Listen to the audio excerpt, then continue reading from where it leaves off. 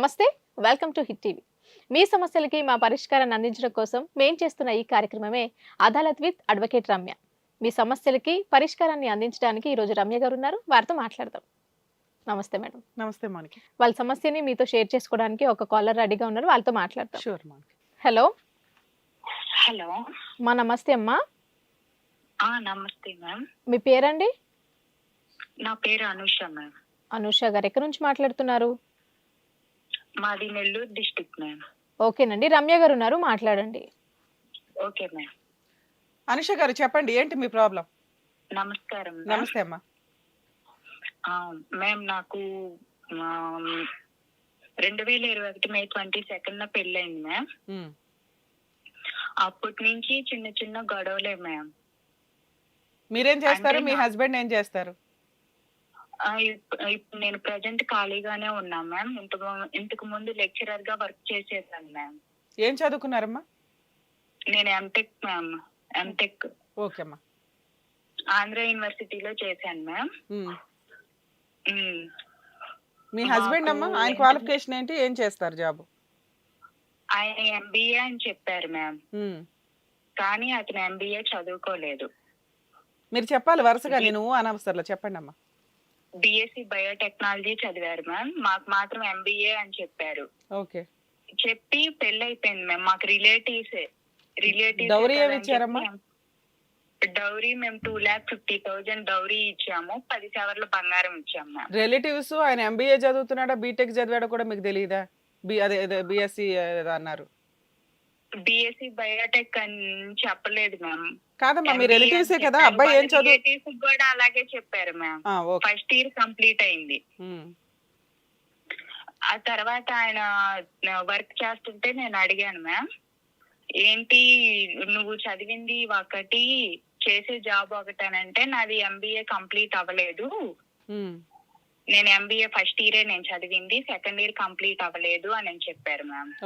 సరేనని చెప్పి నేను మా మదర్ తో చెప్తే, పోన్లమ్మా అది నిదానంగా కంప్లీట్ చేసుకోవచ్చులే, ఏముంది అది అని అన్నారు మ్యామ్. సరేనని చెప్పి నేను తర్వాత బెంగళూరు వెళ్ళాను మ్యామ్. మా ఫ్యామిలీ అంతా ఉండేది బెంగళూరులో. బెంగళూరు వెళ్ళాక ఫస్ట్ రోజే వెళ్ళిన రోజే గోల్డ్ దగ్గర గొడవ పెట్టుకుంటారు మ్యామ్ మా అత్తగారు. ఉన్న గోల్డ్ అయినా గానీ మొత్తం వేసుకొని రావచ్చు కదా, ఎందుకు ఫస్ట్ టైం వచ్చేటప్పుడు ఎలాగ వస్తున్నావు అని చెప్పి ఇక్కడ మా ఇంటి దగ్గర నుంచి తీసుకెళ్లేటప్పుడు అడగకుండా నేను అక్కడికి వెళ్ళాక అడిగింది మ్యామ్. అడిగిన తర్వాత సరేనని చెప్పి ఆ రోజు చిన్న గొడవ అయింది. తర్వాత ఒక 1 వీక్ కి ఆషాఢ మాసం అనేసరికి మా అమ్మ కూడా అక్కడే ఉండి, ఏంటి ఇవిడ ఇప్పుడే ఇలా మాట్లాడుతుంది అని చెప్పి తీసుకొచ్చింది. ఎవరిని? మిమ్మల్ని వెనక్కి తీసుకొచ్చింది ఆషాఢానికి? ఆషాఢ మాసం అని చెప్పి మళ్ళీ పుట్టింటికి వచ్చేసాను మ్యామ్. ఓకే. పుట్టింటికి వచ్చాక ఇక్కడ కొంచెం గొడవైంది మ్యామ్ మా నాన్నకి. మా నాన్న ఏంటంటే మ్యామ్, మా అత్త వాళ్ళ అబ్బాయిని చేసుకోలేదని చెప్పి కొంచెం ఇది ఉంది మ్యామ్ మా నాన్నకు కూడా. అంటే మీరు చేసుకున్నది మీ అమ్మ తరపు వాళ్ళనా? కాదు మ్యామ్, మా నాన్న తరపు వాళ్ళడే. ఆయన రిలేషన్ లోనే ఇచ్చింది. మరి ఇంకా ఆయన చెప్పిన వాళ్ళని చేసుకోలేదని అనటానికి ఆయన ఆయన తీసుకొచ్చిన సంబంధమే కదా, మీది లవ్ మ్యారేజ్ కాదు కదా. దాని వల్ల కూడా నేను కంప్లైంట్ ఇచ్చాను. మళ్ళీ నా భర్తే నాకు కావాలని చెప్పి నేను వెళ్ళాను మ్యామ్. వెళ్ళిన తర్వాత మళ్ళీ అక్కడికి వెళ్ళాక ఆస్తి గురించి ఇంకొకటే గొడవలు మ్యామ్. డబ్బులు ఏంటి, ఆస్తిది క్లియర్ చేసుకుంటే నేను నీతో కాపురం చేసేది, ఆస్తి ఉంటేనే నా కొడుకు నిన్ను పట్టించుకునేది, ఆస్తి ఉంటేనే అని చెప్పి అన్నిటికి గొడవలేదు మ్యామ్. మళ్ళీ నేను నా పుట్టింటికి రాలేదు. మళ్ళీ మా వాళ్ళే వచ్చారు మ్యామ్. మా హస్బెండ్ మా అత్తగారే వచ్చారు మ్యామ్ ఇక్కడికి. ఫస్ట్ మా పుట్టింటికి వాళ్ళు వచ్చాకే నేను వచ్చాను మళ్ళీ సంక్రాంతికి. అప్పుడు ఒక 1 month ఉన్నాను. మళ్ళీ వెళ్ళాను మ్యామ్. వెళ్ళిన తర్వాత మళ్ళీ ఇంక స్టార్ట్ చేశారు, నువ్వేం ఆస్తి తీసుకురాలేదు అని చెప్పి మళ్ళీ స్టార్ట్ చేశారు. మీ ఆయనకి శాలరీ ఎంత ఉంటుందమ్మా? మా వారికి మ్యామ్ నాకు అది కూడా కరెక్ట్ గా తెలియదు మేడం. ఒక 40,000 ఏమో ఇస్తారంట మేడం. సరే. అంటే మీతో పాటు మీ అత్త మామ అందరూ కలిసి ఉంటారా? ఎవరెవరు ఉంటారు ఇంట్లో? ఇంట్లో మా మామయ్య గారు, మా అత్తగారు పద్ధతి బాగలేదని చెప్పి ఆయన వెళ్ళిపోయారు మ్యామ్. ఆయన కొట్టి పంపించేశారు మా మామయ్య గారిని. అంటే మీ ఇప్పుడు మ్యారేజ్ వాళ్ళ టైం అన్న మీరు దగ్గర మ్యారేజ్ ఉంటారు మా టైంకి మామయ్య గారు. మీ మ్యారేజ్ టైంకి మీ మామగారు ఉన్నారా లేరా? ఉన్నారు మ్యామ్. తర్వాత కొట్టి పంపించేశారా ఆయన్ని? కొట్టి అంటే మీ పంపించేశారు. అత్త అంత గయ్యాళా?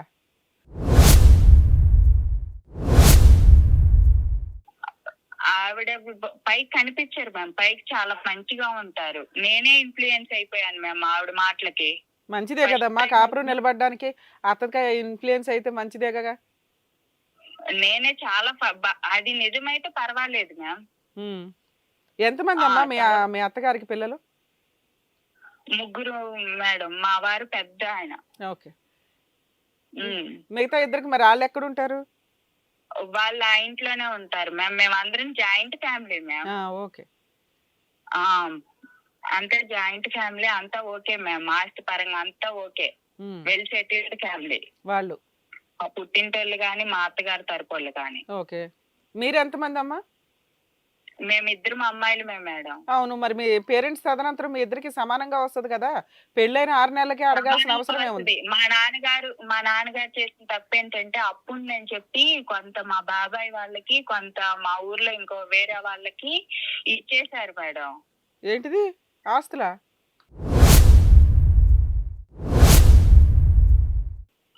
ఆస్తి కొంత ఇచ్చేశారు. అప్పు తీర్చారు అనాలి. అప్పు తీర్చేశారు మేడం. ఓకే. అప్పు తీర్చారు. మీ నాన్న అన్ని అమ్ముకుంటున్నాడు. ఇంకేముంటది నీకు? కాదమ్మా, నీ మ్యారేజ్ అయ్యి ఇప్పుడు నువ్వు చెప్తున్నదే 2 ఇయర్స్, 2021లో మ్యారేజ్ అయింది అంటున్నావు.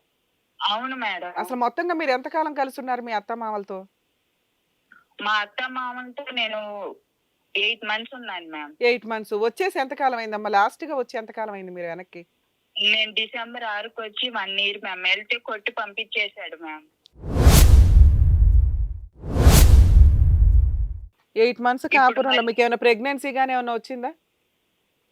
ఏం లేదు మేడం. పిల్లలు కావాలన్నా కూడా నువ్వు ఇట్లాగే ఉండాలి, ఆస్తి అదంతా తీసుకురావాలనేసరికి 100 రూపీస్ పేపర్ మీద మా వాళ్ళు రాయించారు మ్యామ్. ఉన్నది ఏమని? ఏంటి, మాకుండే పొలాలు, ఇన్ని ఆస్తులు ఉన్నాయి, ఇందులో మా పెద్దమ్మాయికి ఇంత వాటా వస్తుంది, మా తదనంతరం ఇస్తామని రాసిచ్చారా? తదనంతరం కాదు మేడం. 11 నెలలకి అని పెట్టి రిజిస్ట్రేషన్ చేయిస్తామని చెప్పి రాశారు మ్యామ్.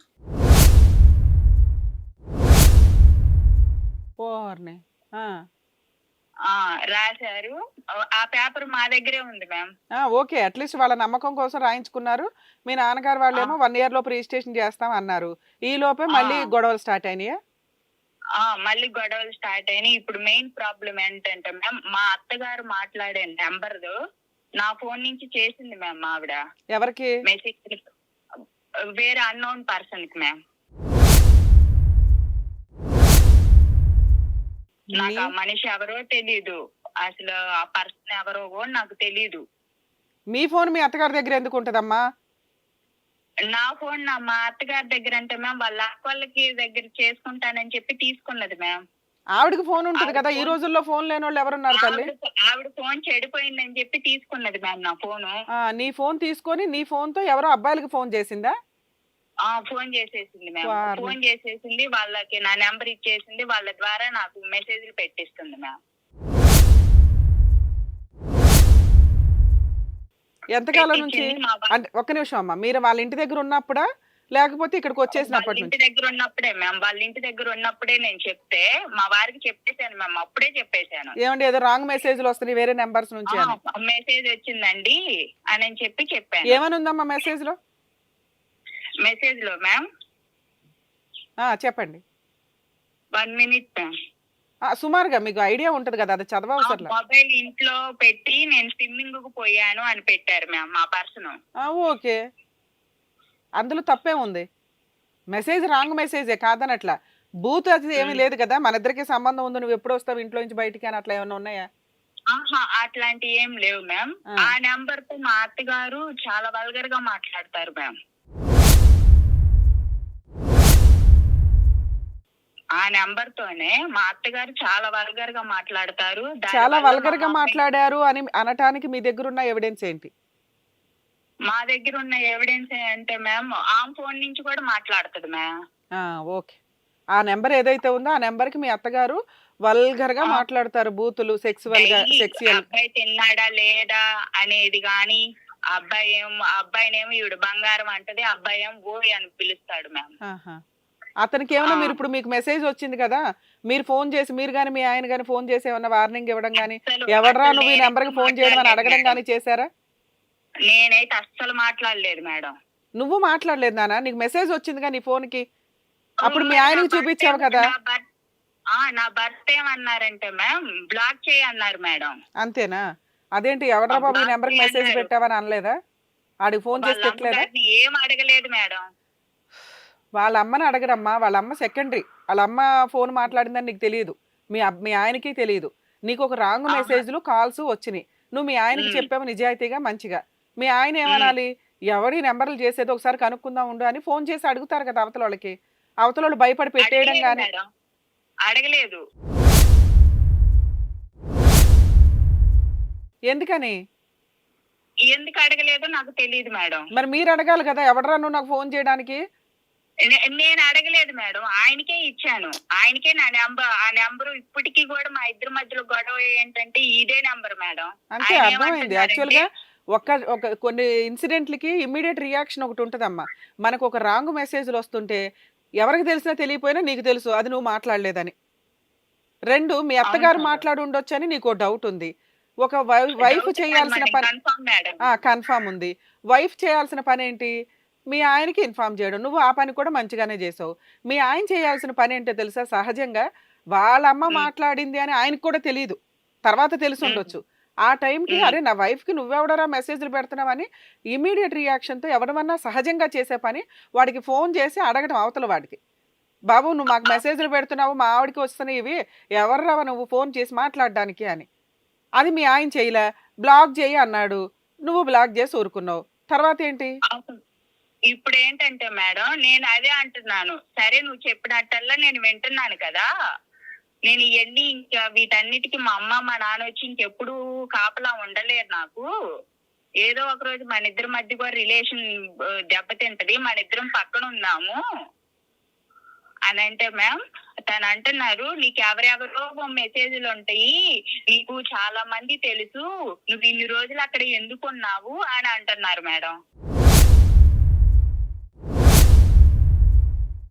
నేను మానసికంగా దెబ్బతిని ఇవన్నీ ఏంటి, ఆస్తులు అన్నారు, కొట్టారు, అన్ని చేశారు, మళ్ళీ ఇదంతా ఏంటి, నేను డాక్టర్ కళ్యాణ్ చక్రవర్తి సార్ దగ్గర నేను ట్రీట్మెంట్ తీసుకుంటున్నాను మేడం. ఆల్రెడీ నన్ను ఇట్లా మానసికంగా నన్ను చాలా ఇబ్బంది పెడుతున్నారు మేడం.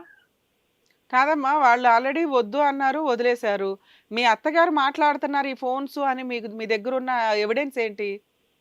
నా దగ్గర ఉంది మేడం, నా దగ్గర స్క్రీన్ షాట్ నేను పెట్టుకొని ఉన్నాను మేడం. మరి అది మీ ఆయనకి చూపించవచ్చు కదా, మీ అమ్మగారి నెంబర్ నుంచి కూడా దీనికి ఆయన నెంబర్ చూపించినా కూడా ఆయన అదే మా అమ్మ చేసిందే కరెక్ట్, నువ్వు ప్రతి దానికి తప్పు పడతావు, అదే తప్పు, అదే నిజం. మీ మామగారు మీ అత్తగారిని వదిలేయడానికి కారణం ఏంటి, దూరంగా ఉండడానికి కారణం ఏంటి, వీళ్ళు ఆయన తనడానికి కారణం ఏంటి? ఆయన 3 సంవత్సరాల నుంచి ఇక్కడే ఉంటున్నాడు మేడం. వాళ్ళ పెద్ద వాళ్ళకి అందరితో చెప్తే అమ్మ మా వల్ల కావట్లేదమ్మా, వాళ్ళు మా మాట వినట్లేదు, నువ్వే ఏదో ఒకటి చెయ్యమ్మా, మీ హస్బెండ్ ని జుట్టు పట్టుకొని నువ్వే లాక్కొచ్చుకోమ్మా, నువ్వే వెళ్ళమ్మా భర్త కావాలంటే, అమ్మా నేను వెళ్తాను, ఇప్పుడే ఇట్లా మాట్లాడుతుంటే మళ్ళీ అక్కడికి వెళ్ళాక నన్ను ఏమన్నా చేస్తే నా పరిస్థితి ఏంటి, అదేదో తేల్చుకోనే కదా పోవాల్సింది. అవును, ప్రాబ్లం క్లియర్ అవ్వకుండా వెళ్ళటం మంచిది కాదుగా. పోనీ వాళ్ళని పెద్దోళ్ళకి రమ్మంటే రావట్లేదు మేడం, దేనికి రావట్లేదు. మరి కనీసం నువ్వు కాల్ చేసి మాట్లాడు వాడితో, వాడిని తీసుకొచ్చి నా ముందు నిలబెట్టు, వీడు అనూష మెసేజ్లు పెట్టింది, వీడు చేసింది, నీకెందుకు భయం, నాతో రానని ఈయనన్నా చెప్పాలి కదా మేడం. నేను ఏదన్నా గట్టిగా మాట్లాడితే నువ్వు తిట్టావు, అది ఇది మేమే కరెక్ట్ అని మాట్లాడుతున్నాడు మేడం మా హస్బెండ్. సరే అమ్మా, నువ్వు ఎక్కడ ఏ తప్పు చేయలేదు, ఎంటెక్ చదివావు, ఉన్నంతలో తప్పు చేయలేదు మేడం, నేను ఎక్కడ తప్పు చేయలేదు. నేను ఏమన్నా తప్పు చేస్తుంటే ఆయన అంటున్నారు కదా నీకు ఎంతో మంది ఉన్నారు అది ఇదని, పోనీ ఆ పర్సన్ అన్న తీసుకొచ్చి నా ముందు నిలబెట్టు అని నేను అంటున్నాను మేడం. ఒక్కళ్ళని చూపించు నువ్వు. సరే ఇలా నువ్వు ఛాలెంజ్ చేస్తూ 1 year అయిపోయింది, ఈ లోపు మీరు ఏమైనా లీగల్ గా ప్రొసీడ్ అయ్యారా? పెద్ద మనుషులు మేడం పంచాయతీలు ఏమైనా? మేము ఏమీ ప్రొసీడ్ అవ్వలేదు మేడం. నేను మీ ప్రోగ్రామ్స్ అన్ని చూస్తుంటాను మేడం. ఇది కాదు కాదు జీవితం ఇవన్నీ నేను చూస్తుంటాను మేడం. మీ దగ్గరికి వస్తే నాకు న్యాయం జరుగుతుందని నాకు అనిపిస్తుంది మేడం. మీకేం కావాలమ్మా అసలు? నాకు నా భర్త కావాలి మేడం. ఆయన కౌన్సిలింగ్ ఇస్తే ఆయన ఇన్ఫ్లుయెన్స్ అయ్యి అలా మాట్లాడుతున్నాడు కానీ తీపిస్తే ఆయన నిజంగా ఇలాంటి రిలేషన్స్ వల్ల లైఫ్ లో ఎలా స్పాయిల్ అవుతాయి అనేది ఆయనకి తెలియాలి మేడం. ఒకవేళ ఆయన పెంపకం లోపమో ఏమో తెలీదు. మీ మామగారితో మాట్లాడారా? ఆయన ఎక్కడుంటున్నాడు అసలు ఇప్పుడు? ఇప్పుడు ఆయన ఇక్కడే ఉన్నారు మేడం. మా ఊరికి 10 కిలోమీటర్స్. ఎవరితో ఉంటున్నాడు? ఆయన ఒక్కడే ఇండివిడువల్ గా ఉంటున్నాడా? ఎవరన్నా ఉంటున్నారా ఆయనతో? వాళ్ళ అన్న వాళ్ళ వదిన ఉంటారు మ్యామ్. ఏది మీ పెద్ద మావయ్యను వదిన అత్త పెద్ద మా అత్త. అత్తగారు మా పెద్ద అత్తగారు ఉంటారు. వాళ్ళే కాపురం నిలబెట్టుకోలేకపోయారు. నువ్వెందుకు ఇంత అనుమానించి డబ్బు పిశాచి ఆస్తి రాసి ఇవ్వకపోతే ఊరుకోరు, ఇలాంటి వ్యక్తి కావాలి అని నువ్వెందుకు అనుకుంటున్నావు? 1 year లోనే 8 మేడం, months నేను లో అంతా ట్రై అయిపోయింది. చేస్తున్నాను మేడం. మారుతాడు మేడం. నా హస్బెండ్ మారుతాడు. నాకు నమ్మకం ఉంది. ఎక్కడ మారతాడమ్మా? నువ్వు ఆస్తులు రాసిస్తే తప్ప మారడు. రాసి ఇవ్వడానికి రెడీయా? లేదు మేడం. మా వాళ్ళు అంటే వాళ్ళ తదనంతరం ఇంకా అంటే మా నాన్న ఇంకా ఏమన్నా అప్పులు ఉన్నాయి ఏమన్నా ఉన్నా కూడా ఇంకా ఆస్తి జోలికి పోకుండా రాసి ఇచ్చారు మేడం ఉన్నది. అదే ఇంకా అమ్మను ఈ ఆస్తి ఏదైతే ఉందో ఇది మా పెద్ద అమ్మాయిదే అనేది రాసి ఇచ్చారు అంటున్నావు నువ్వు. దానికి వాళ్ళు అవును మేడం. ఓకేనా? ఆ రాసి ఇచ్చింది వాళ్ళకి ఓకేనా? అవును మేడం. సరే ఇప్పుడు ఏమంటున్నారంటే ఫైనల్ గా నాకు భర్త కావాలండి అంటున్నారు, అంతేగా? అవును మేడం. కాసేపు సైలెంట్ ఉండండి అమ్మా. కౌన్సిలింగ్ కి పిలిపించి ఆయనతో మాట్లాడితే ఆయన మారుతాడు మేడం. ఇలాంటి రిలేషన్స్ వల్ల ఫ్యామిలీలు స్పాయిల్ అయిపోతాయి అని ఆయనకు అర్థమయ్యే రీతిలో చెప్పండి మేడం. ఆయన మారుతాడు. నాకు నమ్మకం ఉంది.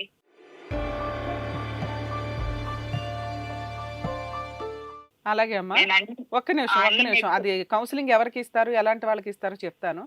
ఇప్పుడు మీరు సైకలాజికల్ ట్రీట్మెంట్ తీసుకోవడానికి అంత అవసరం ఏంటమ్మా? ఏంటంటే మేడం ఇట్లాంటి మాటలన్నీ మాట్లాడి నేను కుంగిపోతున్నాను మేడం. నేను చెయ్యని తప్పుకి నన్ను ఎందుకు ఇంత బాధ పెడుతున్నాడు. మన ఇద్దరం మ్యారేజ్ కౌన్సిలింగ్ కి వెళ్దాము. నా పొరపాట్లు ఏంటో చెప్పు. నీ మనాన నువ్వు కుంగిపోతున్నావు, ఇది నీ చేతిలో మిస్టేక్. ఇది ఒక రకంగా అవును మేడం. అతను చేసిన పనుల్ని నువ్వు ఎక్స్క్యూజ్ చేయగలుగుతున్నావు అంటే కుంగిపోవాల్సిన అవసరం లేదు. నువ్వు ఎప్పుడు కుంగిపోతావు? అవి ఎక్స్క్యూజ్ చేసే మిస్టేక్స్ కాదు, అవి ఎక్స్క్యూజ్ చేయడానికి కుదరదు అని అనిపించినప్పుడే కదా కుంగిపోవాలి. ఓ పక్కన వాళ్ళు అవును. చేసిన పనికి నువ్వు కుంగి కృషించిపోయి సైకలాజికల్ ట్రీట్మెంట్కి వెళ్ళిపోతున్నావు, మళ్ళీ భర్త కావాలంటున్నావు. అప్పుడు ఆ రెండు సెట్ అవును. అవ్వవు కదమ్మా. వాళ్ళు నిన్న అంత కృంగిపోయి సైకలాజికల్ ట్రీట్మెంట్కి వెళ్ళేలాగా చేసిన వ్యక్తుల్ని పనిష్ చేయాలని అనుకోవాలి కానీ అతన్ని మార్చేసి నా దగ్గరికి మ్యామ్, తీసుకురాకండి అని అట్లా అంటావు. కాదు మ్యామ్. కౌన్సిలింగ్ ఇస్తే మారుతారు మ్యామ్. ఆయన మారితే నాకు అసలు ఇదేమో అవసరం లేదు మ్యామ్. నేను చక్కగా జాబ్ చేసేస్తాను. సరే మీ అత్త అయితే మంచిది కాదుగా, ఏం చేద్దాం? మీ మామ అంటే మా వదిలేసి అత్తగారు వెళ్ళిపోయాడు మీరు కానీ పని చేయండి మేడం. ఆయనకి ప్రూవ్ చేసి ఆయన పనిష్ చేయడానికి కూడా నేను రెడీ అని అంటున్నారు కదా మ్యామ్ మా హస్బెండ్. నిన్నే నాతో మాట్లాడారు మ్యామ్. మా హస్బెండ్ చాట్ చేశారు. నువ్వేదో ఒకటి తేల్చు అన్న విషయం ఇంకా లేట్ చేయకు. మా అమ్మదే తప్ప అంటున్నావు కదా తేల్చు అన్నారు. సరే నేను ఏమైనా చేస్తాను తేలుస్తాను, రెడీనా నువ్వు అని అన్నాను. ఇది కరెక్ట్ డెసిషన్ అమ్మా. అవి ఎలా ఉంటాయో ప్రాసెస్ ఏంటో చెప్తాను, కాసేపు సైలెంట్ గా వినండి, ఓకే మ్యామ్. ఓకేనా? ఈ కేసు ప్రాసెస్లో ఎప్పుడైనా కానీ కొత్తగా పెళ్ళైన వాళ్ళు చేసే మిస్టేక్స్ ఏంటి అంటే పెళ్లిలో నగలు నట్ర అవి ఇవి పెడుతూ ఉంటారు. కొత్త కోడలు ఇంటికి వచ్చినప్పుడు అవన్నీ వేసుకొని వెళితే అందంగా ఉంటుంది, లక్షణంగా కళగా ఉంటుందని ఒక కోరిక. బేసిక్గా సగం మంది చేసే మిస్టేక్స్ ఏంటంటే పెళ్లి రోజే వేసుకుంటారు తప్ప మళ్ళీ బీరువాల్లో పెట్టేసుకొని ఏదో ఒక చైను ఒక నల్లపూసలు ఇవి అవి వేసుకొని వెళ్తారు. సో వాళ్ళకి అవి డౌట్ వస్తాయి ఖచ్చితంగా. ఈవిడ కేసే కాదు, చాలా కేసుల్లో ఇది మేజర్ మిస్టేక్. యాక్చువల్గా పెట్టారు అన్నీ వేసుకొని వెళ్ళమనం. బేసిక్ వేయాల్సినవన్నీ కొంచెం రెగ్యులర్గా వాడేదానికంటే ఎక్కువ కొత్త అమ్మాయి ఒక 1-2 months ఆవిడ ఒక లక్ష్మీదేవి లాగానే ఇంట్లో తిరుగుతూ ఉండాలి కళకళగా. సో ఆ ప్రాసెస్లో ఇంటికి వెళ్తున్నప్పుడు అత్తగారింటికి ఖచ్చితంగా నగలు వేసుకొని వెళ్ళటం బెస్ట్ అండి. వీళ్ళ కేసులో అదొక చిన్న మిస్టేక్ జరిగింది. అది మిస్టేక్ కాదు కానీ వాళ్ళు తీసుకోలే. ఇన్ కేస్ తీసుకుంటే పర్వాలా, తీసుకోలేదు వాళ్ళు ఖచ్చితంగా కోడలేంటి ఇలా వచ్చిందనే పాయింట్ ఫస్ట్ రోజే ఈ అమ్మాయికి ఆల్రెడీ ఎలిగేషన్ పడిపోయింది అక్కడ ఫ్యామిలీలో. రెండోది వెళ్ళిన 1-2 monthsకే వీళ్ళు ఆస్తుల గురించి మాట్లాడుతున్నారు. అమ్మాయి ఆల్రెడీ ఉన్నదే 2 ఆడపిల్లలు, వాళ్ళ కష్టార్జితం, అమ్మాయి వాళ్ళ తల్లిదండ్రుల కష్టార్జితం, వాళ్ళ తదనంతరం ఎంత మిగిలితే అది 2 పిల్లలకే సమానంగా వస్తుంది. అయినా వీళ్ళు ఎందుకు అడిగారు అంటే ఇక్కడ డౌరీ హెరాస్మెంటో ఆస్తి హెరాస్మెంటో కాకుండా వీళ్ళు పెళ్ళప్పుడు కొన్ని మాటలు మాట్లాడేసుకుంటారు, వాటి మీద స్టాండ్ అయి ఉండరు. ఈయన పెళ్ళికి ముందే ఇలాంటి అప్పులు ఆవకబద్దలు ఏమైనా ఉంటే క్లియర్ చేసుకొని ఉంటే వాళ్ళకి అంత డౌట్ రాదు. 10 ఇళ్ళు ఉన్నాయి, 3 ఇళ్ళు ఆస్తి అప్పులకు వెళ్ళిపోతుంది. మాకుండేది 7 మా తదనంతరం మా ఆరోగ్యాలకు పోను మిగిలితే ఓ రెండో మూడో మిగిలితే అవే పిల్లలకి ఇస్తాం, 7 మిగిలితే 7 ఇస్తాం అనేది మాట్లాడాలి. అర్థమవుతుందా? కానీ ఇక్కడ వీళ్ళు చేసే పని ఈ కేసులో జరిగింది ఏంటంటే, ఆ అప్పులున్న విషయం చూపించకుండా 10 ఇళ్ళు చూపించారు, పెళ్ళైపోయింది. ఇమ్మీడియేట్‌గా ఈ పెళ్లి ఖర్చులకు అయింది గానీ, ఇంకేదైనా ఆయనకు పర్సనల్‌గా అంతకు ముందున్న అప్పులు గానీ, పెళ్ళైన వెంటనే అమ్మకాలు స్టార్ట్ చేశాడు. ఆ 3 ఇళ్ళో ఎగ్జాంపుల్ ఆస్తులు చెప్తున్నా. అమ్మేయడం స్టార్ట్ చేసినప్పుడు వాళ్ళకి డౌట్ రైజ్ అవుతది. ఓకే. పిల్ల పెళ్లి కోసమనే షో ఆఫ్ చూపించారు, వీళ్ళిప్పుడు అమ్మకాలు స్టార్ట్ చేశారు. అంటే వాళ్ళు కట్నం తీసుకోకపోయినా ఇచ్చింది 2 ½ అంటే వాళ్ళే గోల్డ్ పెట్టుంటారు, సరిపోయి ఉంటది. అది కట్నం అనటానికి కూడా కానీ ఆస్తులు అప్పుడు అమ్మడం స్టార్ట్ చేసినప్పుడు వాళ్ళలో డౌట్ రైజ్ అవుతది. 10 ఇళ్ళున్నాయి, 5 ఇళ్ళు వస్తాయి, ఆళ్ళ తదనంతరం లేదు కనీసం 3 ఇళ్ళు వస్తాయి అని అనుకుంటాం గదా! ఈళ్ళేంటి అప్పులు ఇంత పెట్టుకొని సప్రెస్ చేసి మనల్ని మోసం చేసేశారు అనే ఒక ఇంటెన్షన్ తోటి వాళ్ళు క్రూయాలిటీ స్టార్ట్ చేశారు. సో, వాళ్ళు అడగడం తిను కొత్తగా వెళ్ళింది ఆ ఇంట్లోకి. ఆ వెళ్ళినప్పుడు అమ్మాయికి ఆల్రెడీ ఒక భయం, ఒక ఇది ఉంటది. అడగడంతోటే గోల్డ్ గురించి ఒక మైనస్ పడిపోయింది. ఈవిడ చెప్తున్న దాని ప్రకారం వాళ్ళ అత్తగారి క్యారెక్టర్ కాస్త క్రూయల్‌గానే కనిపిస్తుంది. ఎందుకంటే ఆళ్ళు కూడా షో ఆఫే ఇచ్చారు. ఏది భర్త, 2 పిల్లలు, 3 పిల్లలు, హ్యాపీ కుటుంబం అన్నట్లే ఇచ్చి ఆస్తులు ఉండుంటాయి ఉన్నంతలో. పెళ్లి అయిపోయిన తర్వాత ఆ హస్బెండ్ ఎళ్ళిపోయాడు. ఆయన కొట్టే పంపించాడంటే ఆయన మంచోడో, చెడ్డోడో తర్వాత సంగతి. వాళ్ళు విడిపోయారు. అంటే వీళ్ళ అప్పులు క్లియర్ చేయడం ఎంత మైనసో, అక్కడ కూడా ఫ్యామిలీ డిస్ప్యూట్ స్టార్టింగ్ నుంచి ఎంతో కొంత ఉంది. మాది మంచి కుటుంబం అని చూపించడం కోసమని ఆ పెళ్లి వరకు వాళ్ళేదో మ్యానిపులేట్ చేశారు. తర్వాత మామ జంప్. ఆయన్ని ఇంతవరకు వెనక్కి తెచ్చుకోలేదు ఆవిడ. లేదా అతను క్రూయలు వదిలేసాడు అనుకున్నా. అరే! నా కాపురం ఇలా అయిపోయింది. నా కోడలు, కొడుకు హ్యాపీగా ఉండాలి. పిల్లోడు పెళ్లి చేసిందెందుకు? వీళ్ళిద్దరూ హ్యాపీగా ఉండడానికే కదా! అని ఆవిడ కొంచెం సహనంగా థింక్ చేసి ఉండుంటే, ఖచ్చితంగా ఈ అమ్మాయి కాపురం అంత వెనక్కొచ్చి పడిపోయి 1 ఇయర్ నుంచి దూరంగా ఉండాల్సిన అవసరం వచ్చేది కాదు. సో, ఇక్కడ వాళ్ళ అత్తగారు చేసిన క్రూయాలిటీ ఉందా? లేదా? అంటే ఈవిడ ఆల్రెడీ ఎవిడెన్స్‌తో మాట్లాడుతుంది. మా అత్తగారు ఆల్రెడీ పలానా వ్యక్తితో మాట్లాడేవాళ్ళండి. నా నంబర్ నుంచే కాదు, ఆవిడ నంబర్ నుంచి కూడా వెళ్ళినియి. ఆవిడ నంబర్ నుంచి వెళ్ళుండొచ్చు. ఎప్పుడు 2 రకాలుగా. ఒకటి ఆవిడే ఫోన్ చేసి, "ఏరా మా కోడలికి ఫోన్ చేస్తున్నావంటే ఎవడురా నువ్వని" 1, 2 సార్లు అడిగుండొచ్చు. కానీ అంతకంటే ఎక్కువ కాల్స్ ఉండి ఉంటే, ఈ కోడలి నంబర్ నుంచి కూడా అత్తగారే చేసినట్టు లెక్క. సో, అది ఈవిడ ప్రూవ్ చేసుకుంటే కావాలని చేశారా? మేబీ ఆవిడకేమైనా రిలేషన్ ఉందేమో. అన్ని సార్లు కావాలని చెయ్యదుగా. ఈ అమ్మాయినికి ఏదో బ్లేమ్ చేసి ఒక అమ్మాయిని, ఒక అబ్బాయినన్నా వదిలించుకోవాలి అంటే వాళ్ళ థింకింగే ఇంపార్టెంట్. నాకొద్దు, నచ్చల. లీగల్‌గా అన్నా ఫైట్ చేస్తాం గానీ, ఫోర్సిబుల్‌గా వాళ్ళతో కాపురం చెయ్యం. అన్నప్పుడు పెద్దగా క్రియేట్ చేయవసరలా. వాళ్ళ క్యారెక్టర్‌ని బయటపడేయాల్సిన అవసరం లేదు. క్యారెక్టర్ నిజంగా బాగోకపోతే అది వాళ్ళకొక ఎవిడెన్స్‌గా ఉపయోగపడతది. అర్థమవుతుందా? సో, ఇక్కడ ఈవిడని వదిలించుకోవాలంటే ఈవిడ క్యారెక్టర్ పడేయవసరలా. అక్కడ ఆల్రెడీ ఎంతో కొంత ఉండి ఉండొచ్చంట. అంటే ఒకళ్ళని వదిలేయడానికి పెద్ద ప్లానింగ్ అవసరం లేదు. ఈ రోజున ఉన్న మ్యారిటల్ రిలేషన్స్‌లో. వాళ్ళు నచ్చలేదు. ఇప్పుడు చిన్న చిన్న ఈ 2 చూపించేసారుగా. ఆల్రెడీ అప్పులు చేసేసారండి, అప్పులు తీరుస్తున్నారండి, మాకు చెప్పడం వేరు, వీళ్ళ బిహేవియర్ వేరుగా ఉందని ఆ ఒక్క ఎగ్జాంపుల్‌తో కూడా ఆయన వదిలిచ్చేసుకోవచ్చు ఈ అమ్మాయిని వదిలించుకోవాలంటే. సో, ఇంత పెద్ద ఒక గ్రౌండ్ వేసి అడల్టరీలో ఆవిడని దింపేసి ఒక అబ్బాయితో రెగ్యులర్‌గా మాట్లాడుతుంది అని ఎవిడెన్స్‌లు చూపించి ఇంత చేయవసరలే. నిజంగా ఈ అమ్మాయి మాట్లాడితే వాళ్ళ హస్బెండ్‌కి చెప్పదు. సప్రెస్ చేయడమో, డిలీట్ చేయడమో ఏదో ఒకటి చేస్తది. నిజంగా ఇంకొక బాయ్ ఫ్రెండే ఉంటే భర్తే కావాలని అనాల్సిన అవసరం కూడా లేదు. సో, ఇప్పుడు భర్త కావాలంటుంది. వాళ్ళు స్టార్టింగ్ రోజే గొడవ పడ్డారు. ఆస్తి తీసుకురాకపోతే ఊరుకోమన్నారు. ఒక అడల్టరీని కోడల మీద క్రియేట్ చేసి పెట్టినప్పుడు భర్త ఆ అమ్మాయిని వదిలేయాలంటే మంచిగా కూడా వదిలేయొచ్చు. ఇది నువ్వే చేసావు, మా అమ్మ చేయలేదు, కావాలంటే ప్రూవ్ చేయి అని కూడా ఎవిడెన్స్ వినకుండా గొడవతో పంపించేశారు. ఈవిడ అది డిప్రెషన్ సప్రెస్ అయిపోయి సైకలాజికల్ ట్రీట్మెంట్‌లకు కూడా వెళ్ళిపోయేంత వెళ్ళిందంటే, ఒక చిన్న ప్రాబ్లమ్ వస్తే స్టాండ్ తీసుకోలేనప్పుడు ఇది క్యారెక్టర్‌కి సంబంధించి కదా! డిప్రెషన్‌లోకెళ్తే ఎవడికి లాసు? ఈవిడికే లాస్. ప్రాబ్లమ్‌ని సాల్వ్ చేసుకొని ముందుకెళ్ళాలా? లేతే ఫైట్ చేయాలి. ఎవడ్రా నువ్వు నన్ను అనటానికి, మీ అమ్మకున్న దుకాణం నా మీదకి తీసుకొస్తావు. నుంచోపెట్టి మాట్లాడాలి. ఈళ్ళింట్లో వాళ్ళు ఇంతవరకు దాని మీద మీటింగ్ పెట్టలా. దానివల్ల ఈ అమ్మాయి సప్రెస్ అయిపోయి ట్రీట్మెంట్‌కెళ్తుంది. అది లీగల్‌గా చాలా మైనస్ అవుతదండి. సైకలాజికల్ ట్రీట్మెంట్‌కి వెళ్లారు అంటే అసలు ఈవిడేంటో. ఈవిడ ఆళ్ళు మాట్లాడిన వాళ్ళు గుర్తుందో లేదో. ఇలా అంటే ఒక లీగాలిటీలోకి వచ్చినప్పుడు మైనస్‌లు ఎక్కువ అవుతుంటాయి. సో, ఎవరైనా గానీ అనుష గారు మీరు కూడా ఎప్పుడు కూడా సైకలాజికల్ డిప్రెషన్స్‌లోకి వెళ్ళకూడదండి. లైఫ్‌లో మీరు ఇంకా స్టార్టింగ్‌లోనే ఉన్నారు. చిన్న ప్రాబ్లమో, పెద్ద ప్రాబ్లమ్‌ని ఫేస్ చేస్తేనే ప్రాబ్లమ్ సొల్యూషన్ దొరికిద్ది. మీరు క్యారెక్టర్‌తో ఉన్న వ్యక్తి అని ప్రూవ్ చేసుకోవడానికి ఉంటుంది. ఇక కేస్ ఓకే మ్యామ్. ప్రాసెస్‌కొచ్చేసరికి ఇప్పుడు మీరు చేయాల్సిన పని మీ ఆయన నిన్న ఫోన్ చేసి మా అమ్మ ఫోన్ మాట్లాడిందని చూపించు అని ఇప్పుడు అడిగేదాకా ఆగకూడదు. ఎందుకంటే వన్స్ ఒకసారి క్యారెక్టర్ దాకా వచ్చినాక నుంచోబెట్టి అడగాలి ఎవరినైనా. ఎవ్వడ్రా మీరు? తప్పు చేయలేదు కదా! ఇమ్మీడియేట్‌గా వాళ్ళు చేయాల్సిన పని పెద్ద మనుషుల పంచాయతీ పెట్టుండాల్సింది. 1 ఇయర్ అయిపోయింది. తన భయం ఏంటంటే పెద్ద మనుషుల పంచాయతీ పెడితేనో, పోలీస్ స్టేషన్‌కి వెళ్తేనో కాపురం పోతదేమో. ఆల్రెడీ వాడు ఇని చావట్ల. లేదు ఈయనకి మ్యామ్. మా కౌన్సెలింగ్ ఆయన ఇచ్చేవాళ్ళు పైనుంచి ఎవరు? అనేవాళ్ళు కాదు మేడం. అమ్మా?